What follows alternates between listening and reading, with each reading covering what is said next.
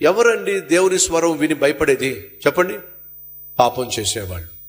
సతీష్ కుమార్ వాక్య పరిచర్య చేస్తున్నప్పుడు కొంతమంది భయపడతారు, తెలుసా మీకు? నేను రానండి. ఎందుకని? పళ్ళంతో పడుస్తున్నాడండి. నేను పడవట్లా. దేవుని వాక్యము నీ గుండెల్లో ఉన్నటువంటి పాపాన్ని వెలికి తీస్తుంది కాబట్టి.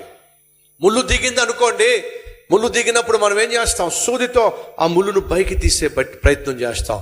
అది ఖచ్చితంగా నొప్పిని కలిగిస్తుంది. పాపము నీలో ముళ్ళున్నప్పుడు, నీలో పాపం ఉన్నప్పుడు, నీలో అతిక్రమం ఉన్నప్పుడు, నీలో అపవిత్రత ఉన్నప్పుడు, ఈ దిన సేవకుడు వాక్యం అనేటటువంటి బల్యాన్ని, ముళ్ళును నీలో దింపినప్పుడు, ఎందుకు దేవుడు ఆ వాక్యాన్ని నీలో బల్యం వలె దింపుతున్నాడో తెలుసా? నీలో ఉన్న అపవిత్రతను బయటికి పెళ్ళగించటానికి, నిన్ను పరిశుద్ధ పరచడానికే.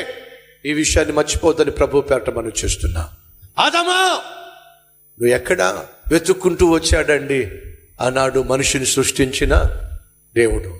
దేవునికి దూరం అయిపోయి చేయకూడని పనులు చేసి దాగుడు మూతలు ఆడుతున్న, రహస్య జీవితం జీవిస్తున్న సహోదరుడా, సహోదరి, ఈరోజు దేవుడు నీ కోసం వెతుకుతున్నాడు.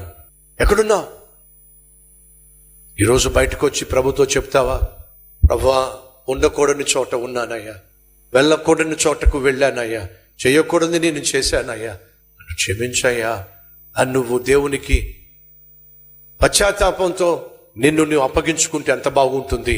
ఆ రోజు ఆదాము అవ్వ దేవుడు వారిని వెతుక్కుంటూ వస్తే దొరకలేదండి. వారి పాపాన్ని ఒప్పుకోలేదండి, వారి పాపాన్ని చెప్పుకోలేదండి. ఫలితంగా ఏదైనా తోటలోంచి బయటికి గెంటి వేయబడ్డారు. దేవుడే వెతుక్కుంటూ వచ్చినా సరే దొరకకుండా ఆఖరికి బయటికి పోయారండి.